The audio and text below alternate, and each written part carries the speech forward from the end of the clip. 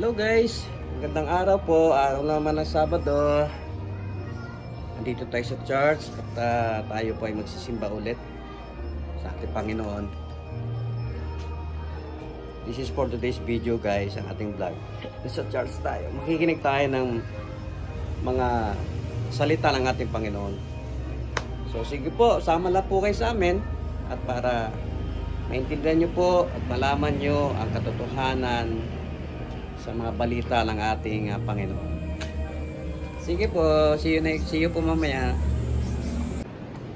Wala to sa nakampal na sila niya, dahil ng iba,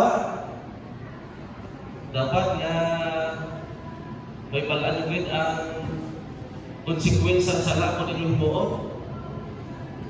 Kung ang pasawon ang atong relisyon, ginhambal nila, kaya isuportaran sa libro ni Enrolled Education, page 23, nga sila niya, wala gid sa Diyos gid ko'y balo si Adan kag si Eva kung ano ang matabo sa akton sila makasala. Kaya mo ni mga utod.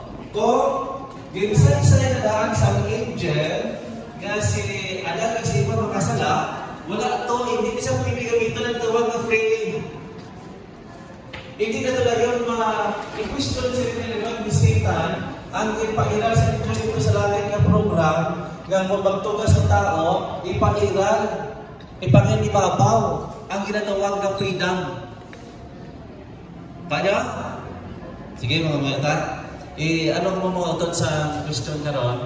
Kaya alis pa na sa masabat ko kung may pumangkot ka mo. Sige, inukat natin ka ulo mga otod, mga mga kita. Sa among Diyos nga may, kag Diyos nga anak, kag Diyos nga Espiritu, sa presensya sa balang nga Espiritu, Ginoo, kami nagakalipay na imo kami ginabigan sa bilog nga mga tuig sa 2024. Kag sining tuig Ginoo nga bag-o, yata pagit sa amon ang dubli nga paghalong. Sa piyak sa amon Ginoo makasasala. Kami nagakilala Ginoo, hindi kami angayan sa imong tubangan. Trapo kami Ginoo sa imong tubangan. Pang Ginoo, salamat sa bugay. Nga kami Ginoo ginakumport sa balaan nga Espiritu. Ining pulong amon pagatunan, yata Ginoo sa amon ang pagpakamayo, nga ini amon dahilan, nga kami Ginoo magakampyot sa sinandalan, nga padulong nila sa langit no nga puluyan. Puligi ini mga pulong sa ngalan ni Ginoong Hesus. Amen. Kung atong basahon ang Spirit of Prophecy, na-address na sa dayon sa God the Father, na-involve na siya ang God the Son and God the Holy Spirit. Kag ato ang pagbaba ni Jesus Christ, gin-approve ato sa God the Father nga siya ang kabayan siyang sala. Sa tinamban natin mga otod, ato ang pag-sacrifice ni Jesus Christ dito sa Calvary, ginhambal sa Spirit of Prophecy, nga sila niya, wala kit dapat o kung hindi kit dapat may malaan sa tao, nga kung ano kit ang resulta sa sala, kung sila makasala. Dito pa lang sa Eden, no? Ginambal nga sa angel, nga sila niya, hindi lang kamo magpatinda, tumanan nyo maging sugo. Hindi mo mati sa hambal sa yawa. Buot sila ito, nahambal, nabalaan ang iba, nga si Satan, kato dito, nga ang pagkutlat, nga ang may anak ng iba. Mga utod, hindi siya ang God's love spraying, may ara siya na reference sa education na libro sa prophecy, nga ang kaundan din sila ang pag-sacrifice ni Jesus Christ tungkol sa kinalingan sa atin sa Eden. Okay? Hindi lang sila namin mga utod na title ini siya sa atong conference, nga ako sa libro ang kinalingan sila dito sa Eden. No? Ang istorya sila. Kag ang before sa Eden, mga utod, ang langit, ang God, may ara ang program sa langit na ginabantayan ni Satanas. Okay? Ang first na ito yung pag-atong sila nga aga, mga utod, makita siya sa Desire of Ages, page 65, kag makita man siya sa ginatawag na libro, sa ginatawag na Council on Steward, page 198, paragraph 2. Buon sa likod mga utod, hindi siya na program sa langit, hindi siya pala utod, hindi siya ang ginatawag na offering. Ini siyang natawag na freely. May kaangtanan na yapon siya sa natawag offering. Ano ang offering? Ang una-unang offering mga utod, si Jesus Christ na naghibo sa kinatawag na offer. Sa ano? Sa iya kabuhi. Ayan. Tag-ini siya ang iya kabuhi, mga utod, ginsay-say sa Design of Ages, nga sanggit to si Adan kag si Eva sa hardin sa Eden, wala kin si Jesus Christ nagtugot sa angel nga hambalon si Adan kag si Eva na kung magkaon kamo kung mamati kamo sa yawa o kung sa devil. Sila niya, si Jesus Christ bababa kay ilansap sa cross. Why? Pero mga autor, ang angel na sila nilinuhay sa tumatay sa Council of Steward, nakabalo. Okay? Nakabalo ang kanang angel, yung kung magkaon sila sa Eden, si Jesus Christ, inansang sa cross, mababa. Pero nilipot. No? Kaya ganun utot ako ini.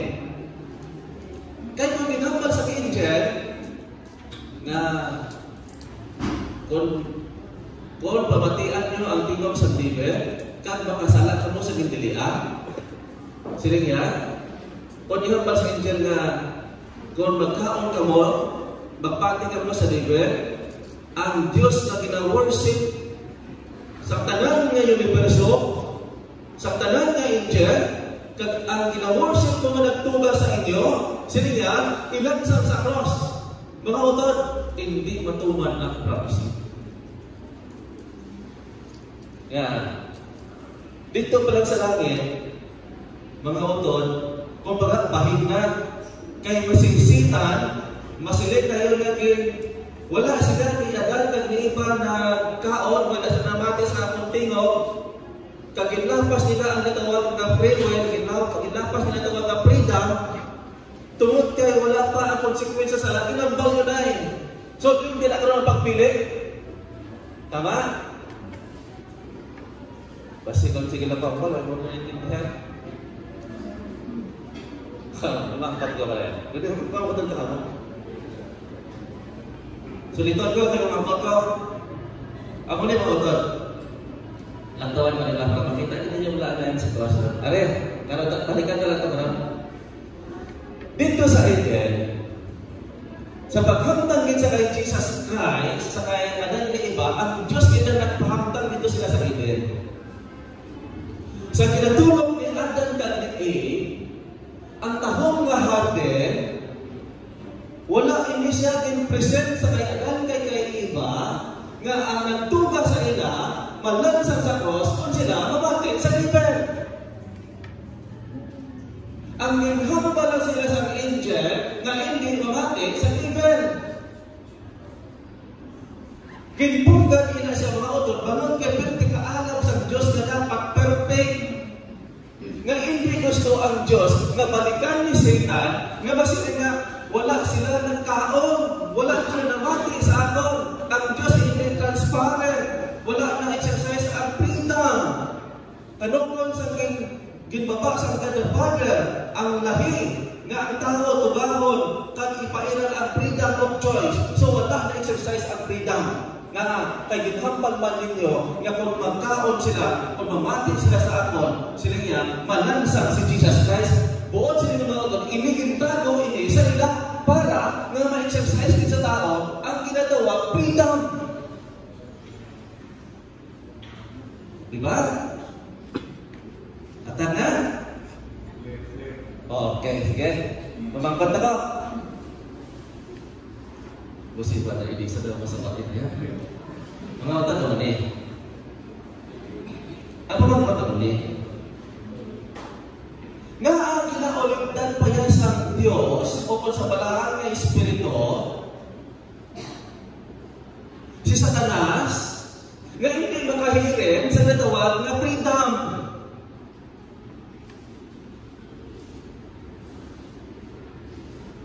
Matod ko, doon isa-isa na ito, ang consequence. Nga ba sa hihirin ni Satan ang freedom? Itago ini sa tao. Para mag-exercise sa tao ang ilang tawag na pagpili. So karon, buot sila yun, ang huli, ginamligan sa Dios nga hindi si Satanas makasingit kag makawaragwag sa tanan nga universo, sa tanan nga angel, nga ang Dios hindi siya tama nga panggoberno, kundi sa Bible sini mapakita sa Dios nga ang iyang panggoberno perfect. Okay, ano pa magkot mo ni?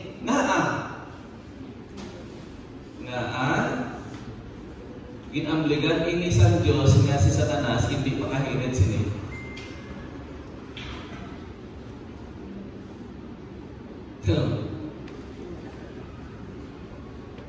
Dia pada ko. Karon na sa turan. Balik ka sa atong gidaan. So lahat pa nato mga autor, amo ni kadalom. Siling ko basa ko ang leksyon naton, tama ka daw. Siling ko ako ni Angel ang dalom. Ano ang kantanan sini? Ining atong leksyon kay kantanan ini sa sacrifice, sa offering. Magsiling kita nga offering ang first nato nga Angel diyon ang offering ang kabubi ni Jesus Christ, una-una gigagin offer. Pag-apot dito mga utod sa paglansang niya sa krus na, at to ang natawag pagkadalhalad mo sa masapak, tindula at to. Ini naman yung offering, sa natawag ng mga tithes and offering, mga utod, wala lang ini sa yan na